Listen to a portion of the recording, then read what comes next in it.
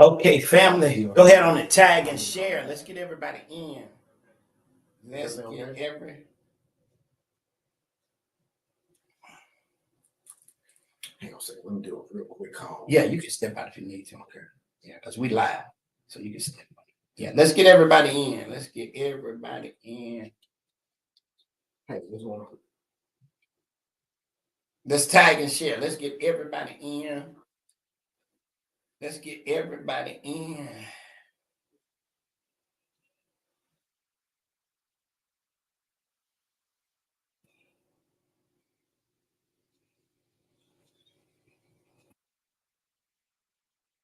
Afternoon. Let's get everybody in. Let's get everybody in.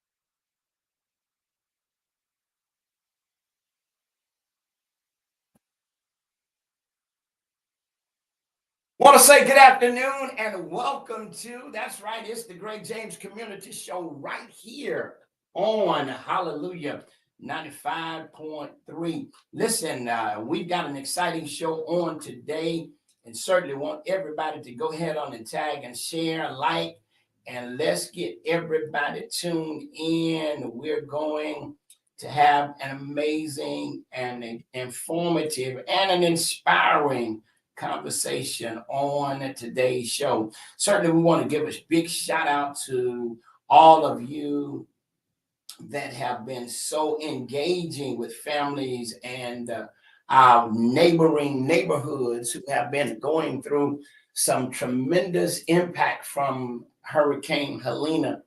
And certainly, we were blessed as a city, but there are so many people within our region that are going through some very difficult times. And I want to give a big shout out to all of those who have made their way to assist. Certainly, your assistance means the world to people who are facing such travesty as those who are in our region. So certainly want to thank all of the nonprofits that are leading the way. And I don't want to get into calling names because I miss somebody, but you know who you are on the forefront and that are making your way to some of our neighboring cities to help facilitate some of the things that they need to make a difference.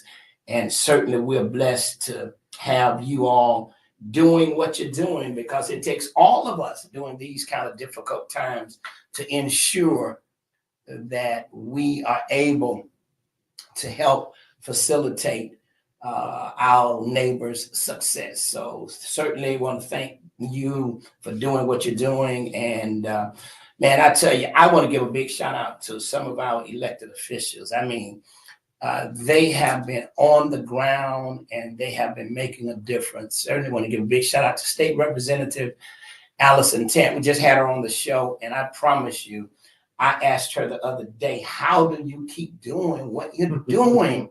And she said, you know, it's about people. And I tell you, she's been amazing. She's going to be doing something amazing with us in the city of Greensboro on Sunday. We're going to be providing hot meals to that city. Give a big shout out to Life Church for all that you do in supporting our community. And I couldn't be who I am without you helping me do what we do. So I want to thank you all so much for what you're doing to ensure that the ministry becomes so relevant from the pew to the pavement. So thank you all so much. And I want you to go ahead on the tag and share. Listen, we've got an exciting show on today.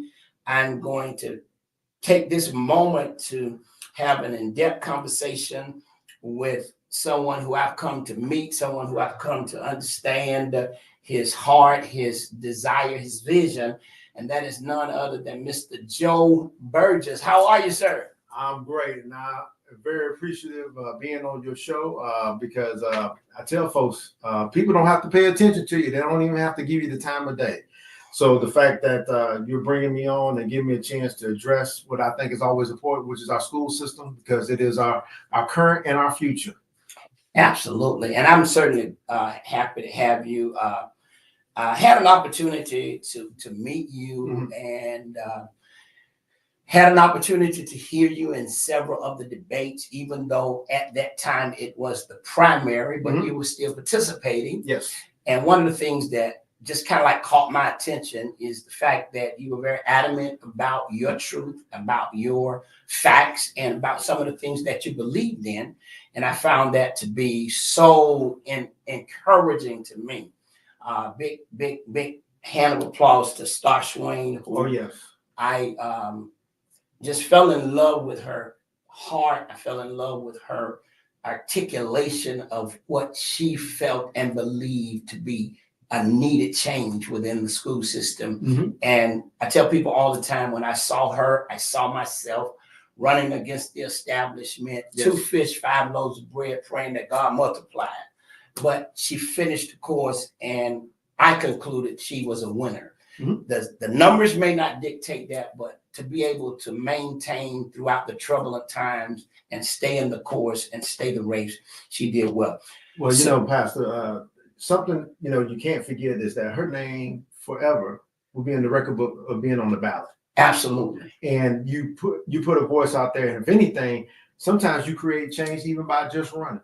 Wow. You know, if you just think about it, like people have to change the way that they operate because they're worried about somebody else may be coming in and changing some things. So sometimes even on the challenge, you make some changes already just in challenge. And it takes a lot of courage to do that. So I applaud her for that as well. Right. Well, let's talk a little bit about Joe Burgess. Yes, When I hear the name Joe Burgess, and believe me, we're well into about 8,000 people that are listening today, and those numbers are going to increase. But when people hear Joe Burgess for Leon County School Superintendent, who is Joe Burgess? So first of all, I am the son of Joe and Liz Burgess. So my dad is from a little place called Mount Pleasant, just on the other side of Quincy and Gretna. Wait. Mount Pleasant, Quincy, Florida. Yeah, Mount Pleasant. Wow. I did not know that. Yeah. So my dad grew up here. He went to the old Carter Paramore High School.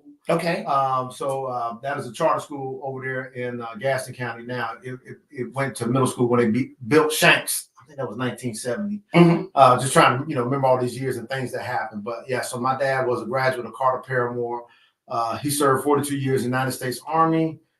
So me and my sister, we grew up going around different places around the world, and we used to, whenever we lived stateside, we would come down here for the summers.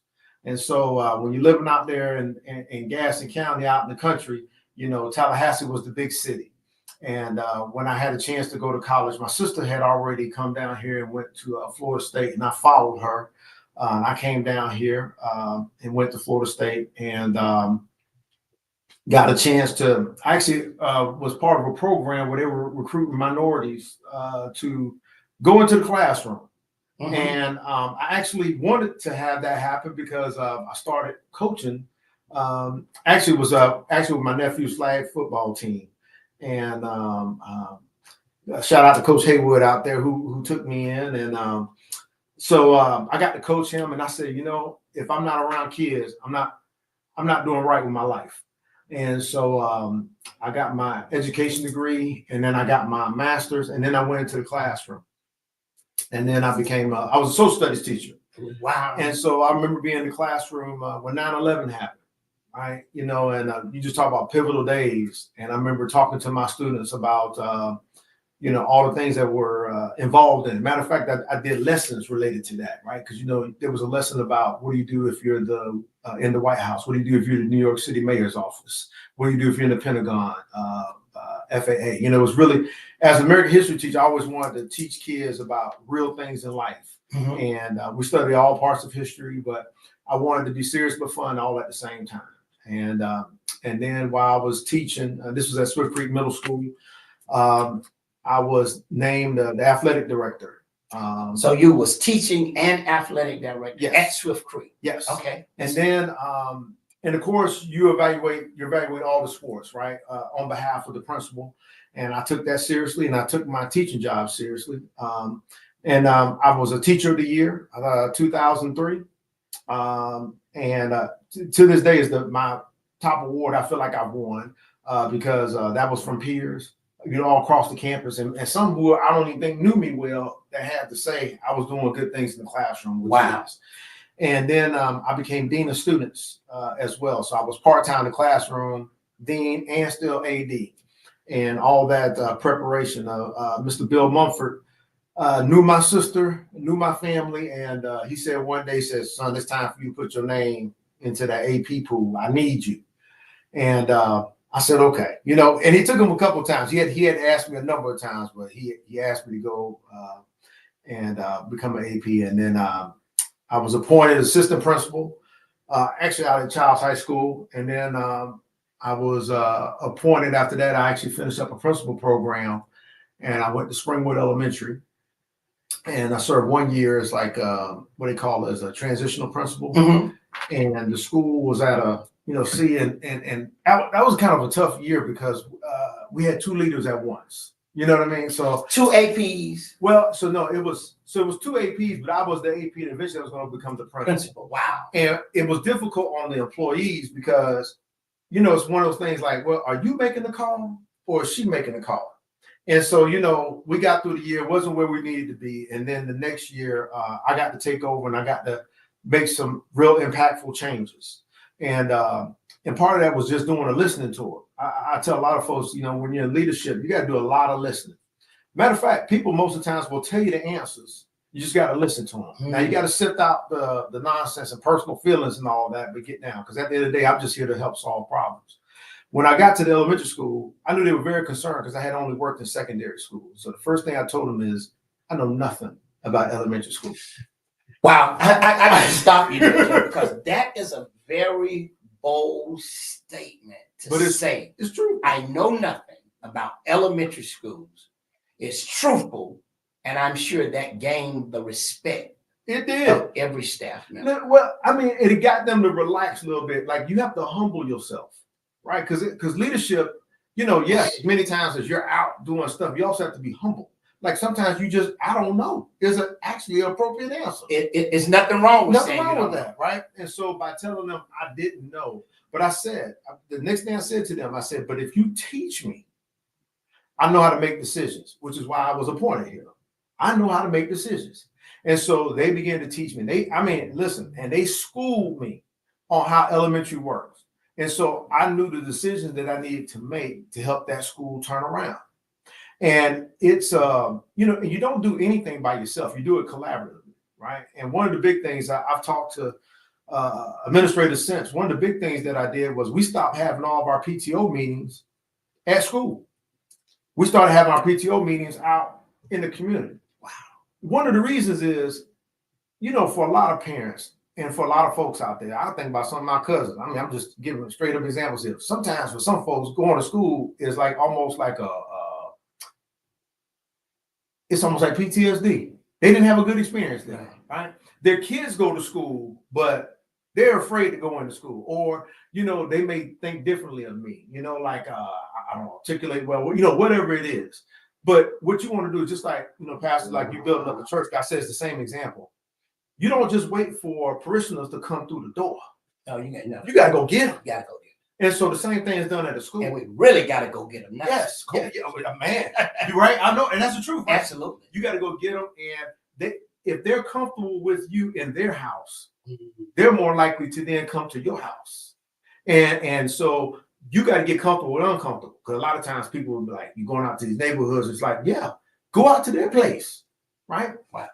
And so there was a lot of that, as far as like, getting out in the community, also understanding we had a lot of grandparents raising kids. So you got to do Grandparents' Day, right? And typically you may not do that, but at certain schools, it's best to recognize those grandparents because they are the ones many times that are raising the kids, or it's an aunt, an uncle, somebody else. Like, make sure when you having those days that all the other people who are helping out to help keep those kids have a safe place every evening, they get some shout outs too. Wow. So now this is Swift Creek. This is Springwood. Springwood. You're the principal there. Mm-hmm. Started at Swift Creek teaching. Yes, and then I went to Childs, and then I went to Springwood.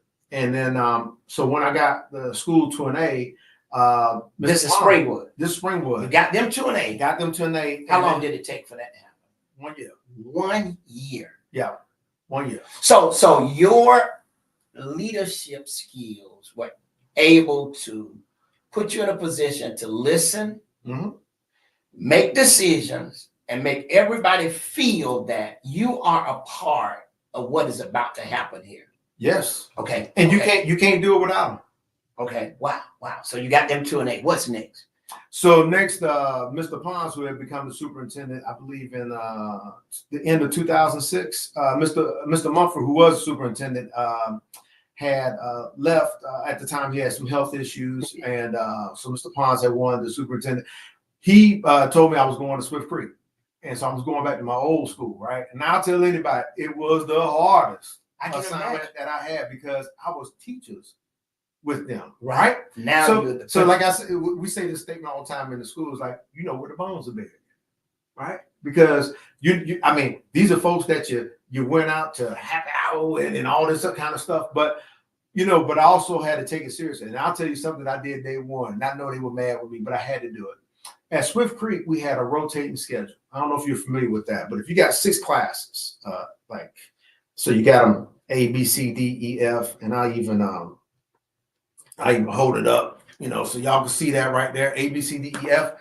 And every 3 weeks, the classes would rotate, right? So you went A, B, C, D, E, F, and then it would go B, C, D, E, F, A, and then it would go C, D, E, F, A, B, right? And it would keep rotating every 3 weeks. And I will tell you, that system of rotating classes, and I love my teachers, but this was designed to help teachers and not students. And the reason it was designed to help teachers is because there's usually 3 coveted periods, especially in middle school. First period, lunch period, and last period. Why? First period, you ain't got if you don't have any kids, you might come in a little bit later, right? If you got last period, you can leave early because you don't have any kids, right? In the lunch period, if you got planning in, right, that's a longer period because usually in middle school, they have 3 lunches. So your period is usually longer, right? And so what it is, by rotating the schedule, they got more teachers to have those periods. But the problem was, academically, your kids who struggle, they need a steady schedule. Just think about it. When you're, if you're a fan of sports team, right? Alabama and Georgia play this weekend. I bet you every time Alabama and Georgia, they have the same practice at the same time every week. You know why? Mm-hmm. Because your learning happens the best way at the same time. Gotcha. So if you keep a stable schedule, you're going to help your kids learn. And especially your kids who have struggled, who've been struggling learners, they need a stable schedule. When you were making them rotate, that was another barrier to them learning. And so that first day I went in there, got on the computer, and I said, we are no longer rotating classes. Man, I had teachers, they were mad. They were they were cussing. I even had the assistant superintendent at the time, Miss Lynch. She, the assistant superintendent of the district, she was over curriculum. She says, can you do that? And I said, yes, ma'am. I said, just look at that state statute, right? And I said, this is about kids. And so what I told the teachers is, I said, here's what you can do. If you show me research that says rotating these classes are better for kids, not only will we do it next year, I will promote it to the entire district. And this is the way to go. Now, did I get anything about that? No data, no research. No. Okay. Because that was done for teachers. Like, I was a teacher. So you know what it was done for. Absolutely. So wow.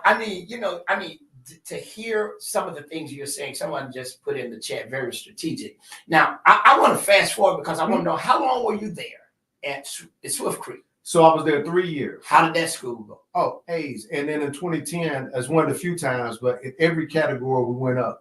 We went up in every category. Okay. And so that was a feature. That was a nice moment. And like I said, had a great staff. I mean, of course, it was all about listening. I mean, if I sit up here and act like every decision that's been made at every school and every situation has been all through me, that's telling you a lie, right? Sometimes the brilliant ideas come from someone else. I mean, I'll give you another one that, you remember when we had the eclipse? It was about 6-7 years ago. Okay. The eclipse came in.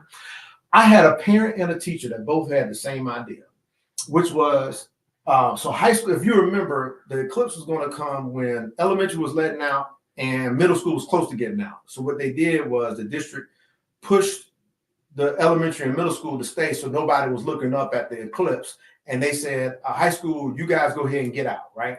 But what we did was we changed our schedule. We had, instead of lunch being in between fourth and fifth period, Yeah. we made lunch last. Wow. You know why? Getting them jokers off campus. Mhm. Okay. Now, I don't want you looking up at the sky, but at least that's going to be between you and your parents.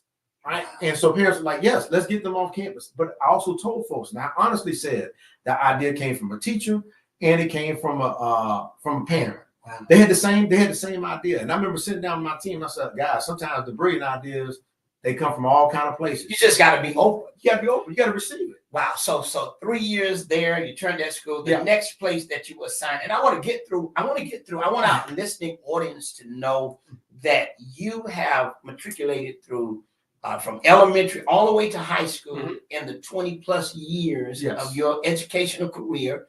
And as a principal, you have done successfully well. So now you're leaving Swift Creek, and now your next assignment is Child's High School. Childs. Yeah. Matter of fact, when I was a coach, even before I taught at Swift Creek, I was coaching at Leon High School. I coached football there. And I remember when Childs was built in 99, our nickname for it was the Taj Mahal. I mean, now people who live here, they remember that nickname, right? Okay. We call it the Taj Mahal, right? Because it was the brand new school. And don't worry, I mean, the same thing happened when Lincoln was first built. Same thing happened when Gabi was first built. Same thing happened when Ricketts first. When you're the new school, everybody kind of has a little comment about you, you know, whatever it is. And so, but in 99, when Childs was built, we called it the Taj Mahal, right? So I remember Mr. Pons, he was still superintendent at the time. He says, well, actually, he didn't call me. Actually, it was normally get a call from the superintendent, but it was actually Randy Prison, who was the assistant superintendent. Actually, he was director over secondary schools, but he told me I was moving out there. He and Dr. Marvin Henderson. Absolutely. And Dr. Henderson and I, we had a good conversation, and it was a very important one. He was, people don't know, he's been the only Black principal to ever be at Leon High School, and that was back in the 90s. Wow. Right. And we talked about what is it going to be like, right? You know, and we had great conversations. You know, there's a certain way that you carry yourself, but he had belief and confidence in me. Like, he didn't have any worries about me being able to do the job, but he also wanted me to be, you know, sometimes there could be pitfalls at certain schools. And just like if you have any administrator going to any school, like, you have to know the lay of the land, right? You know, how things work, how things, you know, like how people even communicate. Mhm. You know, and so, because, you know, it's just like with a classroom teacher, if you get a certain set of kids, I need to talk to you about them so I can help you be successful with them, you know. So but you know, now I remember some other folks that I had been with at Swift Creek, because that had been my home. There were some people in tears That you're leaving. Well, no, that was leaving. They thought me going out there was like my downfall. Oh, You wow. know, Okay. they're gonna get you, you know. And but let me tell you what I told them. I said, well, I mean, first of all, every job that you do, you need to do your best job. Like, to me, when I'm doing my job, I'm still representing Joe and Liz Burgess, right? My mom has passed, but I still represent her every day. I'm her child, right? But there also is, you know, just like Dr. Henderson, you can't be afraid to be a trendsetter. Like, if I go there, you know, and kids see someone who looks like me, lead them in a place maybe that doesn't look a whole lot like the person leading it. That shows them that maybe in other avenues and other arenas that they can see that, not only in that school but in other places. Right. That's So- important. So your first year, what it was a new school. Mhm. You were there, Mhm. and how long have you been there now?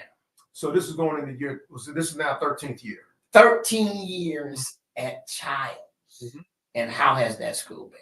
It's been great. Listen, now, if I told you it was sunshine and rainbows every day, that's telling the story, because but I have enjoyed it. Yeah, right. Like I enjoy the challenges of working at school. Like this, you know, my dad being a military veteran, he'll tell you it's not for him, right? He prefers a captive audience. Gotcha. Right? You know, when you run in the school system, it's just like running church. You get everybody from the community, and everybody has their opinions about what you should be doing or what could be different.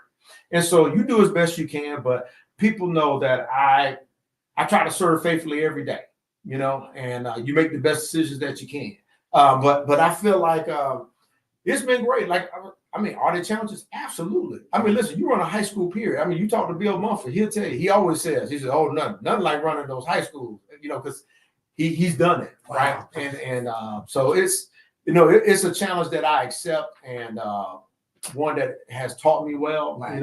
and one I love doing. But I also am ready to, expand this out for the entire district. Right. For those of you who are tuned into the broadcast right now, I'm talking with Joe Burgess. He is the candidate for Leon County Superintendent of Schools. We just finished giving you a little bit of his history, well over 20 plus years in the educational field.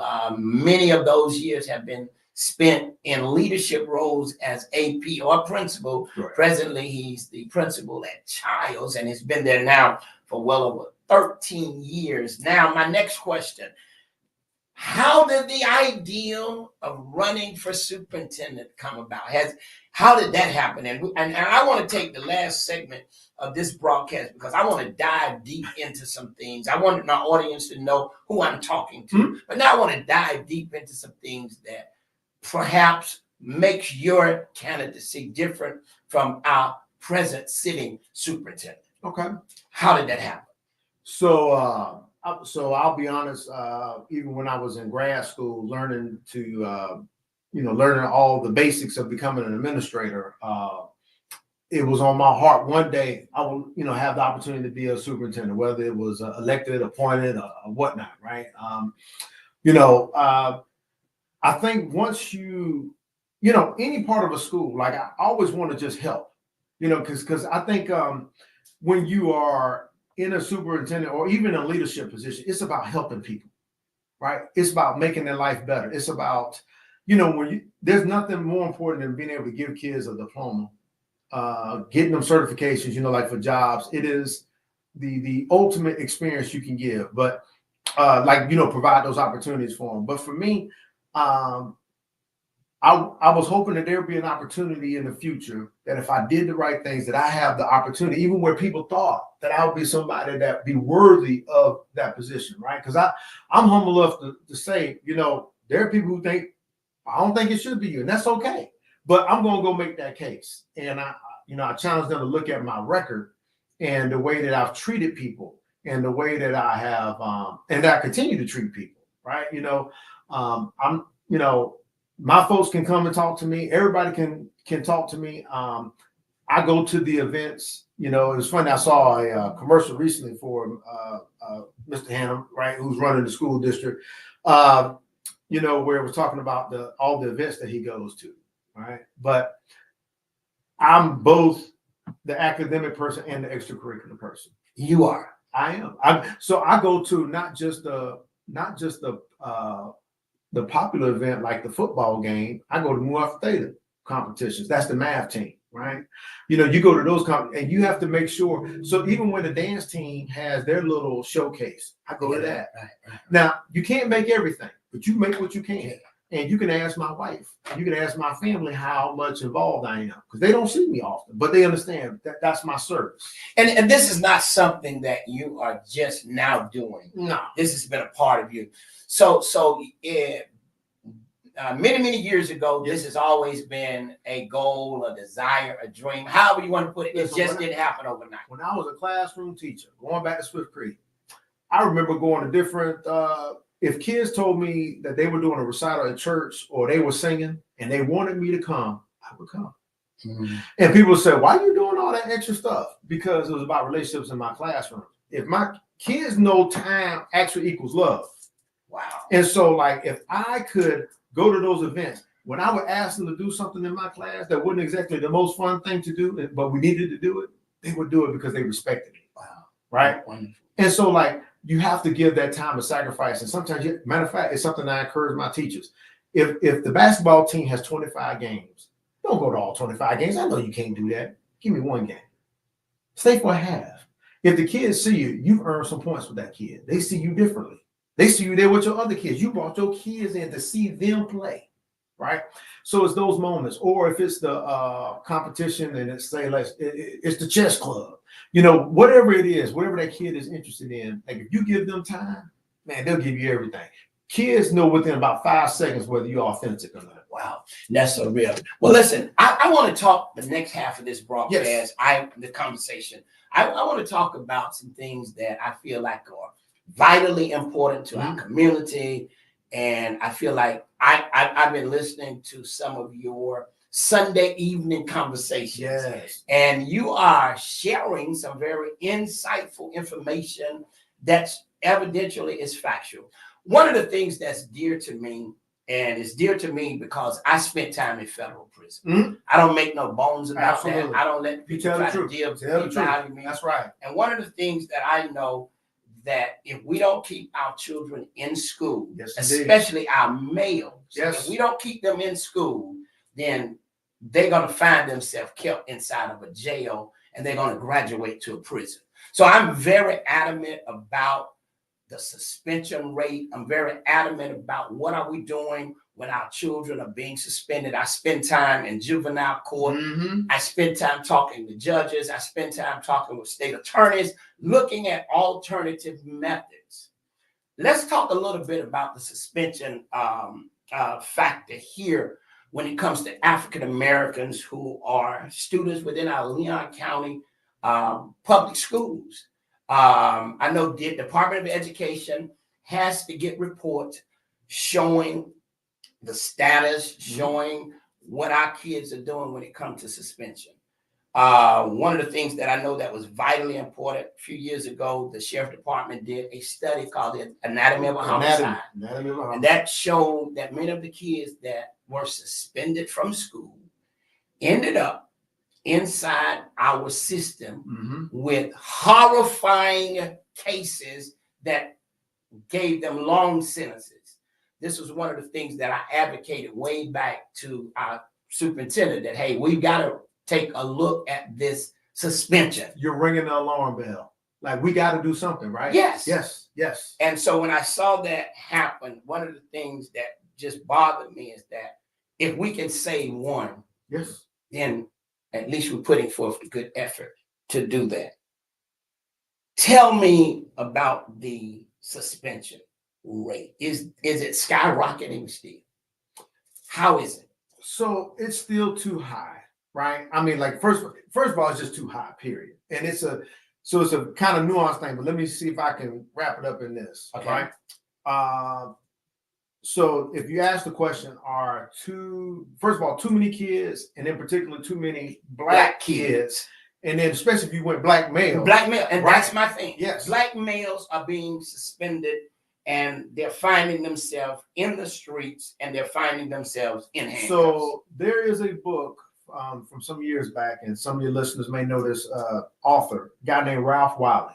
Mhm. Used to be a sports journalist, also did books, but the book was called Why Black People Tend to Shout. Now, this is not just about black kids, right? There's other kids, but particularly if we're talking about why black people tend to shout, is because sometimes if people don't have a common way that they grew up, when we're talking, I may be talking to you, but we ain't communicating. Now think about it, right? You know, it's just like when I used to be a teacher, kids would use slang, right? And I like when I was a teacher, I always would tell other teachers, I said, look, when you hear this word, like back in the day when somebody would say the word pigeon, right? They would call them basically a dirty female. I said, if you hear that, you make them stop, right? But a lot of times the suspensions or even the referral to the office, a lot of it has to do with they don't know how to communicate with each other. You know, like for example, if a group of black students gets loud, does that mean that there's a fight? No, not at all. Okay, right. It's communication. So, but a lot of times you'll have people who will say, "Oh my God, I think something's going on," because they're not used to hearing groups of kids who don't look like them in something different, right? Now, I know immediately when I'm hearing that, they just cutting up, right? We just gonna break it up. Yeah, you know what I mean?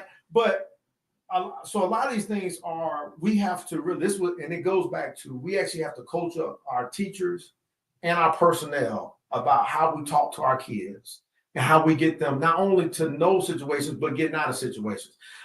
Like one of the things that I've talked about is you actually want more hall monitors in the hallway to keep kids out of trouble. You know, just like there was a recent school issue where everybody saw the video, right? Yeah, at Lincoln. Okay. Yeah. Probably the thing that, if you're looking at it, that probably was most, like you said, oh my gosh, is the time. You know, because kids, listen, in the school, kids don't get into a fight. That happens. happens. Especially But- at Griffin. Yeah. Okay, I said especially at Griffin. Okay, So- go ahead. But you want people around to keep kids out of fight. Absolutely. Like that intervention keeps them from losing 3, 5, 10 days, or even being expelled.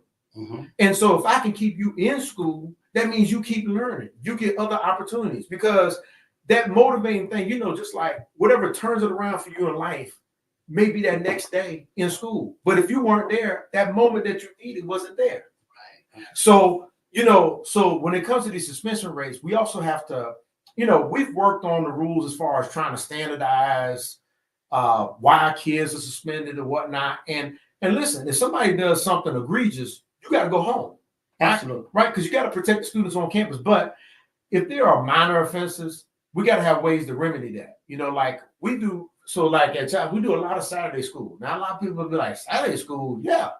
I'd rather your punishment be outside the day than within the day. Okay, got it. Because within the day means you're losing class. You can't duplicate that time that kids are not with their teacher. I always tell my teachers, I said, look, you are the magic.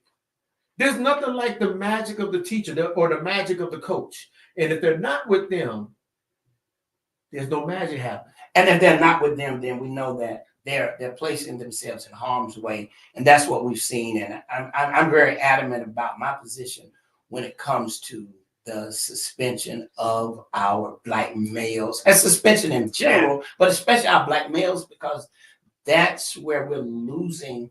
And we got to go further. Oh, no. We're losing our kids, right? Because the lessons also have to be relevant. If I've got 5 young men, let's just say I'm talking to them about life. And if all I talk to them is about female things, am I reaching them? No. So your lessons also have to relate to the kids in class. Like you got to talk about things that they've experienced and things they have to help them learn. If you're not engaged with them, if it's not about them, people tune out. Just look, listen, adults tune out. I have been to a training before, and within 5 minutes, I'm sitting there going, why am I even here? Wow.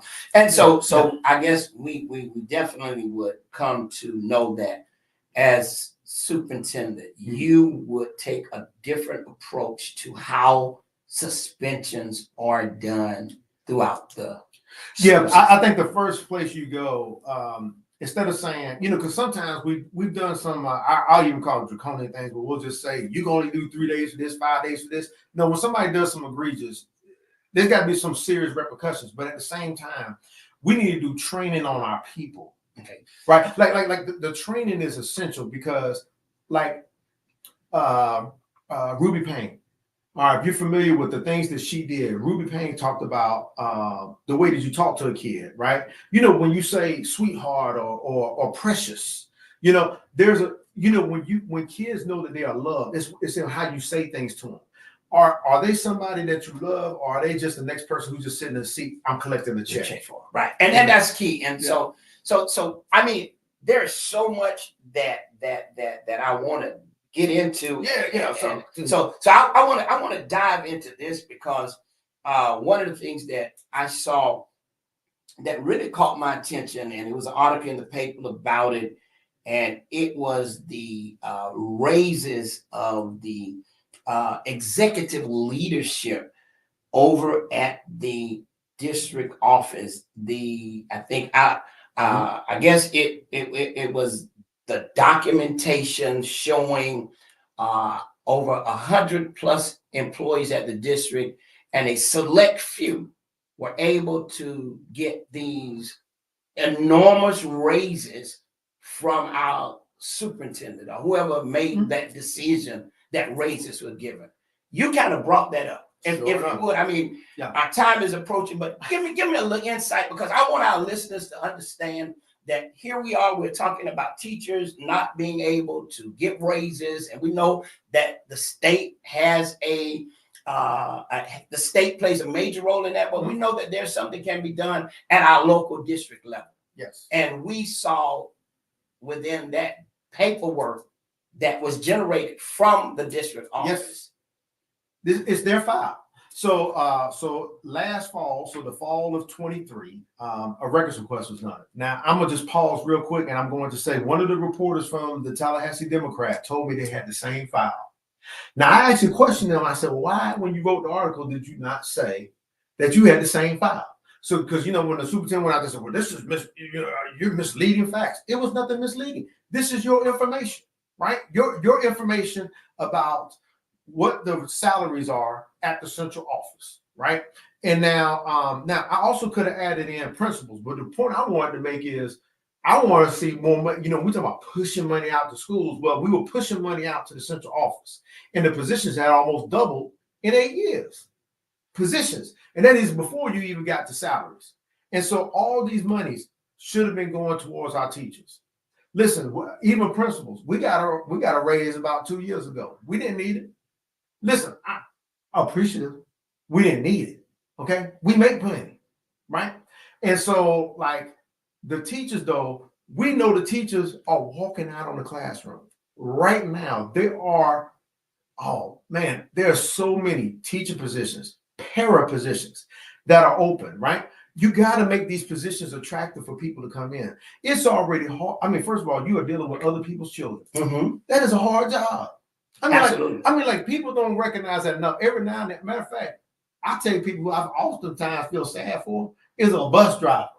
Because not only are you trying to watch traffic, change lanes, put signs on, you got to watch 70 kids maybe on a bus, right? So like these individuals, in order to get them to come into the jobs, we have to make it more attractive, right? Because the market, people are going all over the place.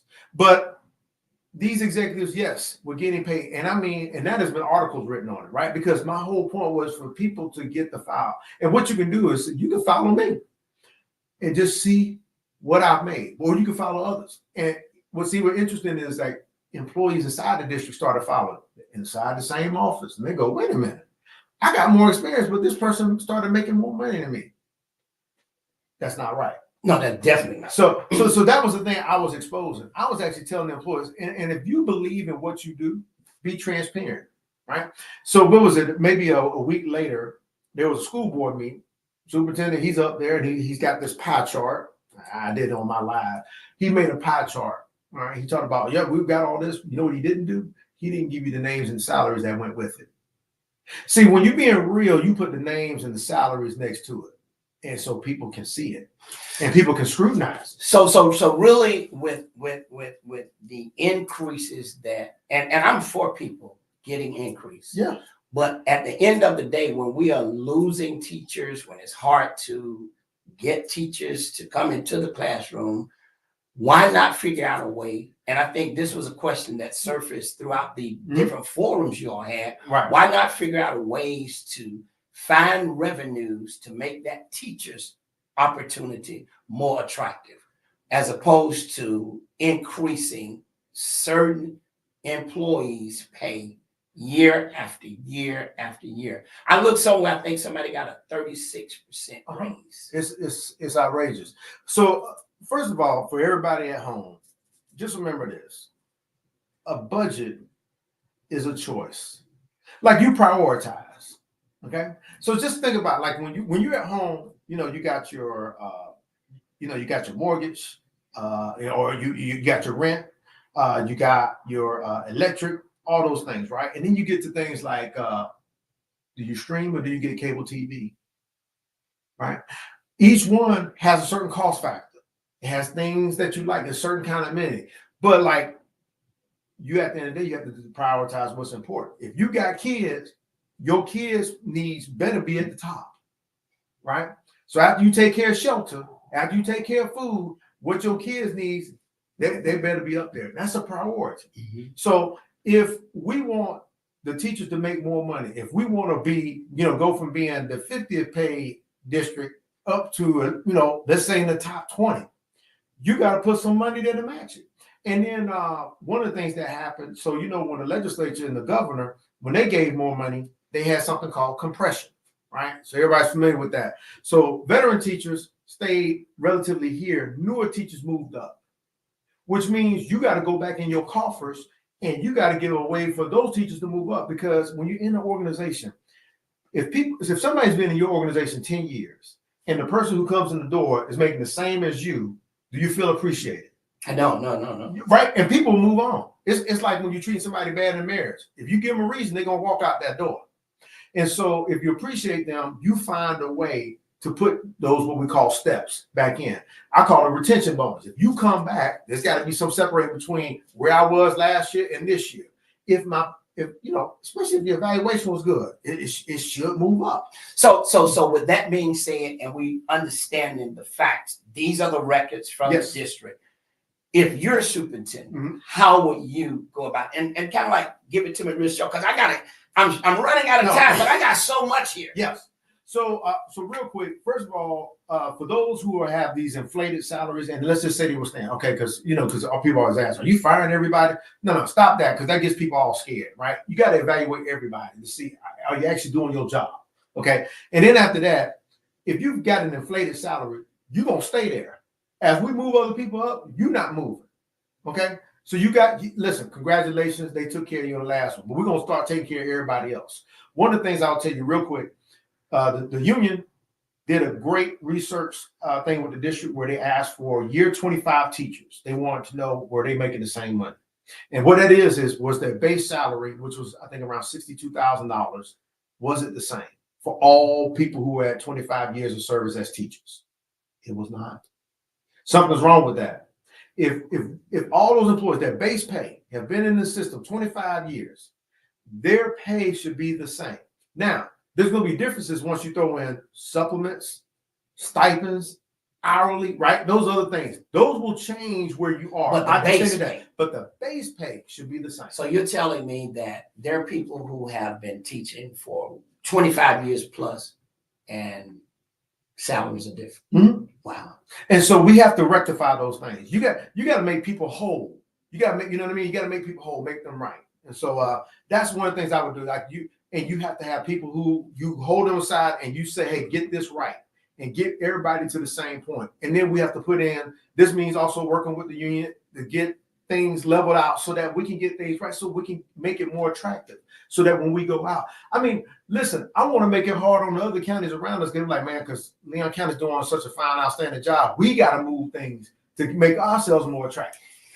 Yeah, I tell you, I'm glad hearing that from you because I think that's important. I mean, people want to know that what they're doing is appreciated. They want to know that if I've been teaching for 7 years and someone just come in on the first year from somewhere else and they're making more, they want to know why. Yes. And I think the playing field should be even. And I think we should never feel that our circle of friends take priority over an entire population of teachers and other staff. So when I saw those numbers, when I saw the report, when I read the article, I mean, I was at a point of being disheartened to see what I saw and some of the increases because I saw people who failed as leaders at schools and were moved to the district office and had an increase in salary. So I said, well, failing or getting written up or going through an evaluation that's not good sets you in line for a promotion to come to the district. So the term is called fail up. Oh, that's what it's called. Fail up. Okay, well, let me write that down. I may have to preach that one sentence. Fail up. So that was interesting to me when I saw that. Another thing that was interesting to me that I've been hearing a lot about, and I don't know how much about this, certainly I'm proud of all of the new buildings, the new schools. I think that's amazing. And every forum that I've been at, I've seen the superintendent display and talk about the new schools and talk about what the improvements look like. But I also now been hearing that the maintenance department is overworked because of these new schools having so much undone work to do. So there's two parts to that, right? So there's a couple parts to that. So when you build something new, right, there's also notes that you leave behind to make sure you take care of it. Just like when you get a new car, they tell you all the stuff that comes with it. So make sure you take care of that car. Helps it last a longer life, for you to continue to drive, right? That way you're not coming back in a couple of years needing a new car. But the same thing for a house, same thing for a building. How do you keep this beautiful new feature up to date.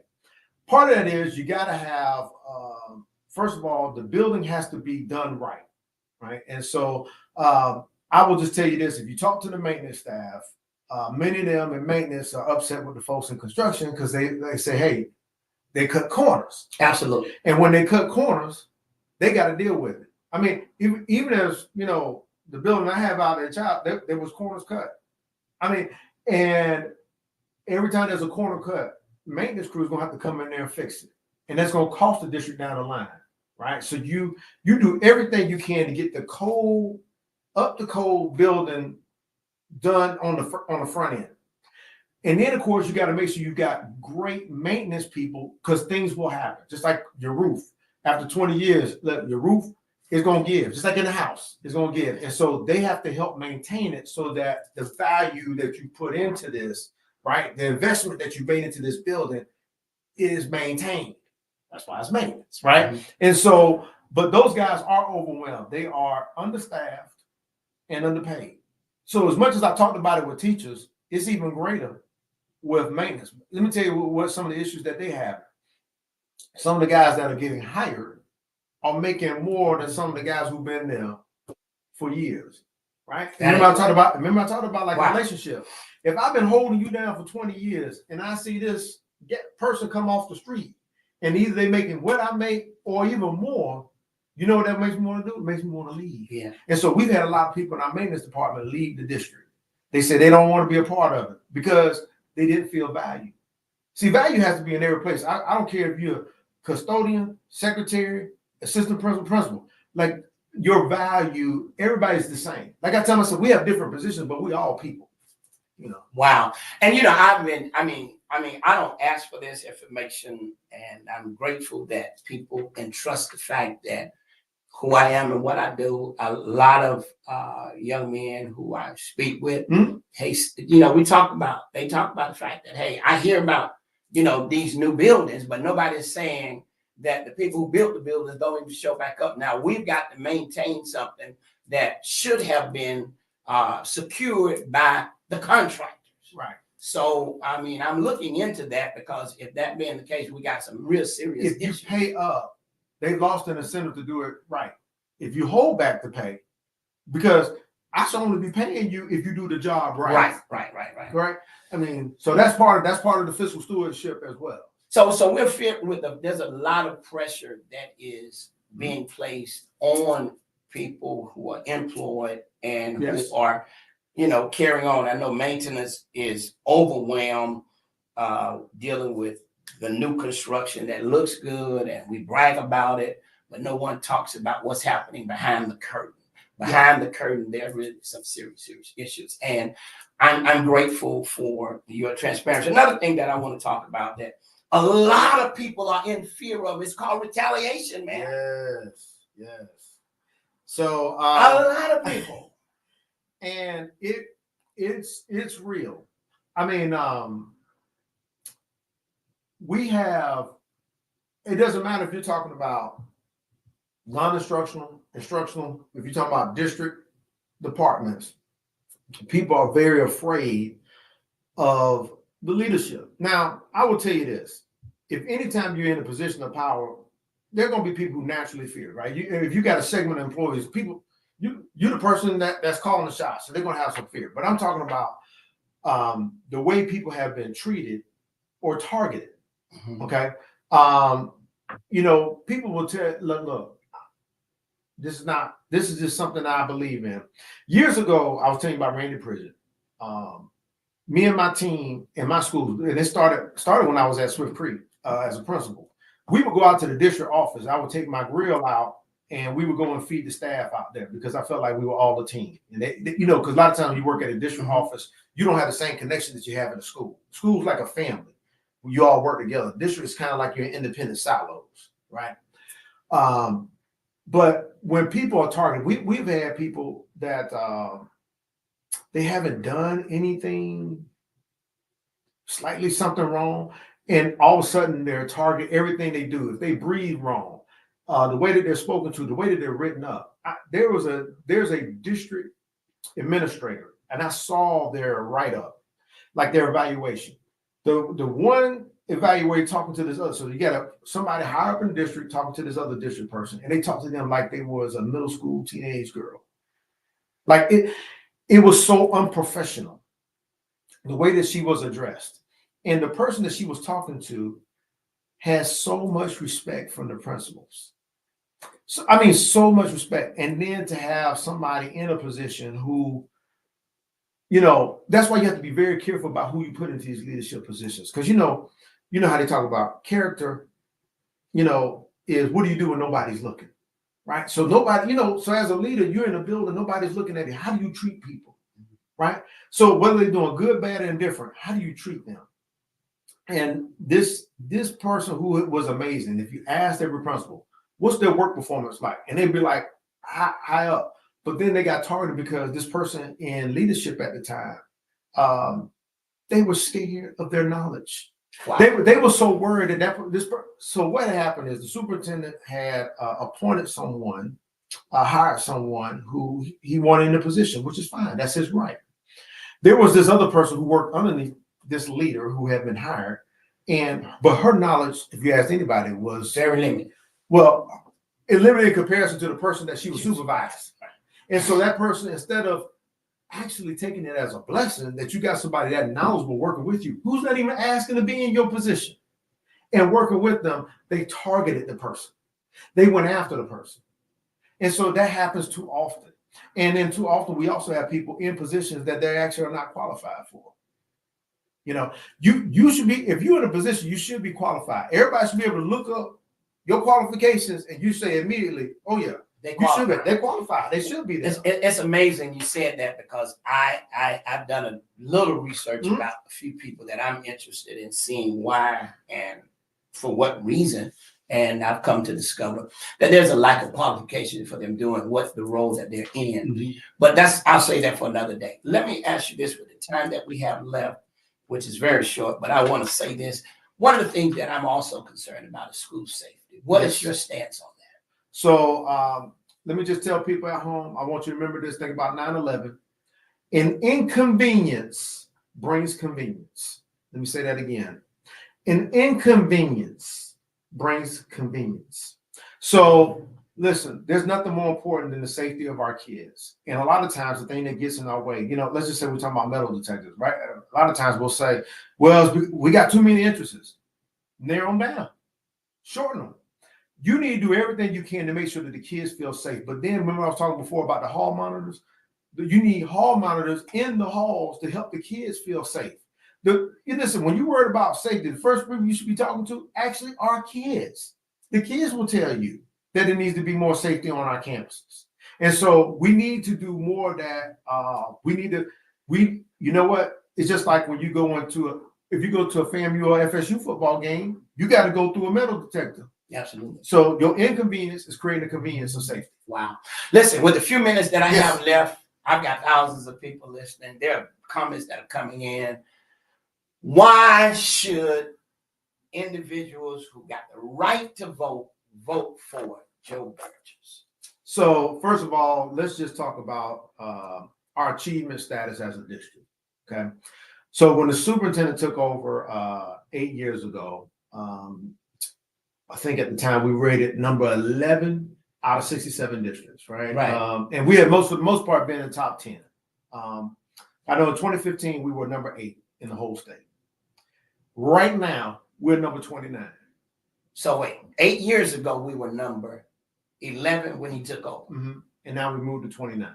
So did we move up or down? Down. Oh. So 1 would be number 1 and 67 would be number 67. And districts only rated A, B, or C. Okay. So we're B, which actually makes us a middle tier district. Now I'll take us and I'll just say, we have not performed like we should have. We've got FAM, FSU, Tallahassee State College. We've got great infrastructure here. We got very involved parents. And even when parents, they don't have a whole lot of money, they're still involved. We should be performing better. And that goes to the pay, the way we treat our employees, the retaliation, things that are going on. Like those things are leading to us not performing like we should. And now there might be somebody out there say, I'm okay with that. Then I'm not your person. But if you wanted to be better, I'm your person. Okay. I'm going to make it better. And that's part of working with folks. Like, I don't have all the answers, right? But I got a lot of them. And I got a lot of folks that I trust and depend on. And we're going to get these folks in the right position so they can do the best. I mean, it's a lot of work, but it needs to be done. Like, our kids deserve it. I would be wrong. I couldn't sleep if I just said, let the status quo just keep going. You know, the easiest thing I could have been doing is just stay out there. I could have just stayed under the radar. Absolutely. But that's not right. That's not right. I know what needs to be done. Okay. So 8 years later, we're at number 29. Yes. Why should I vote for Joe Burgess? First of all, to get us back up, which means our kids who've been on the margins, we're going to get them in. We're going to get them opportunities. Your track record shows that. Yes. Okay. Talk to me. Because it's always what I've done. When I was a classroom teacher, right? I taught all the kids. And part of what I always talked about in my lessons was making lessons relate. You ask the kids who I taught as a teacher, did I make my lessons relate? I did. And it's something that I want all the teachers to do across the district. You know, many times people think making a lesson relate means, well, you're just trying to make a lesson relate for a black kid. No, sir, no, ma'am. I want a lesson to relate to that white boy who's out from Fort Bragg. The lesson should relate to him as well. The lesson should relate to the Hispanic kid that's maybe in Woodville. Get what I'm saying? Your lesson should relate. Take their experiences and put that into the lessons. If I'm not in the lesson, I'm not paying attention. Wow. It's so amazing you said that, and we're running out of time, but making it relatable was one of the things that we were able to do when I first got out of prison. I met with Superintendent Parnes. He put me over. I shared with him why it was important that I be at one of his schools. Yes. Because he put me at Raw, and we were there for 22 weeks, making it relatable. Yes. 30 kids that were at risk, problematic, became AB honor roll students because it was relatable. One of the things that I'm big on, and it's a 4-letter word, it starts with an F, it's called fair. Yes. I'm big on being fair. Yes. And at the end of the day, the reason I'm so big on it, because I know what it feels like to be treated unfairly. Correct. Can we count on you, if you're elected as superintendent, to be fair across the board? President Superintendent, he always said, Greg, I'm fair. But when I look at things and how they're done, it's totally unfair in so many categories. Yes. Not only will I be fair, but you can approach me and I'll review it. You know what I mean? And not just review it, hold me accountable. One of the things that I want to do is stop having just folks only can see you at school board meetings. We need to do open mic nights around the community where citizens can come up and ask questions and be approachable. You should be, just like you see me in the grocery store, we should be having a conversation about our kids or your local school. What's going on? Like a couple of schools you pointed out. If there's some problems, we should be talking about it. And I should begin with that principle to say, hey, we got to get this solved today, not in a couple of weeks, solving it today. Like, what's going on? Now, you also have other leadership members who they should be doing that as well, right? Who's ever over that, that director over that position or the assistant superintendent. Everybody should be on board with having that kind of mindset. Wow. Hey, listen, I tell you, we're out of time, but I want to thank you so much for joining us today. I feel like this conversation was very informative, very inspiring. And I want to say to those of you who are listening to the broadcast, I want you to do your research. So true, unfairly is not right. Absolutely. I want you to do your research. I want you to look at these candidates. I don't want you to get caught up in the hype. I want you to understand that if you really want change, then you got to really be about believing in what you believe in. And certainly, I want to say thank you once again to Joe Burgess for joining me today. He's a candidate for Leon County School Superintendent, and he will be on the ballot in November. What are your final words to our audience today? So first of all, I want to thank everybody for listening. If you're sharing it, liking it, making comments, good, bad, and different, I appreciate you just giving the time. And I'm going to be in trouble. I need to give a shout out to my wife and my dad and my boy, making sure that they know I love them. And but listen, I'm just going to tell you, I'm a servant leadership. And I will give that, and I will promise that, and I will be accountable, and I will respond to you. That's another thing too. I'll make sure I will respond to you, and I've always done that in my position. Wow. Well, thank you so much. And for those of you, you can follow him at Joe Burgess. Tell them how they can follow Yeah, you. so you can go to electjoeburgess.com, and that's elect ELECT Joe Burgess JOEBURGESS.com. And so that is my website. There you can get to my Facebook page, like, share, and every week I do a Facebook Live topic, and it's wide open.